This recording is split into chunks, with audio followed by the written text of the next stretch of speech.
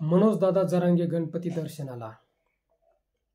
मराठा आरक्षणासाठी जरांगे यांनी शेवटचा हातोडा मारण्याचे ठरविले आहे. 27 ऑगस्ट रोजी श्री गणेश चतुर्थी म्हणजेच गणपतीची प्राण प्रतिष्ठापना ते अंतरवाली सराटी येथून निघणार. त्यांचा मुक्काम शिवजन्मभूमी म्हणजेच शिवनेरीवर होणार आहे.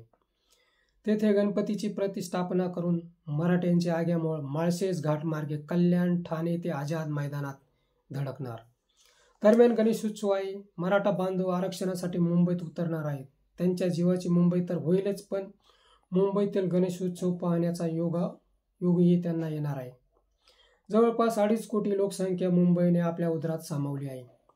मुंबईकर बहुतांश मराठी आणि महाराष्ट्रीय असल्याने मनोजदादा जरांगे व त्यांच्या विशाल फौजेचा पाहुणचार यथायोग्य करणार आहेत. जर त्यांनी 2 कोटींच्या आसपास मराठा मुंबईत उतरविला तर मुंबईची तुंबई होण्यास वेळ लागणार नाही. लालबागचा राजा, राणीचा बाग, गेटवे ऑफ इंडिया, चित्रनगरी, चौपाटी, जिकडे पाहावे तिकडे माणसेच माणसे दिसतील. माणसांचा महासागर उसळलेला दिसेल. आता आरक्षणाचा फडशा पडणार. 1 घाव 2 तुकडे होणार. शिवसेना प्रमुखांनी मराठ्यांना, तरुणांना मोहित केले होते. आता ती पोकळी मनोजदादा जरांगे भरून काढण्याचा प्रयत्न करत आहेत.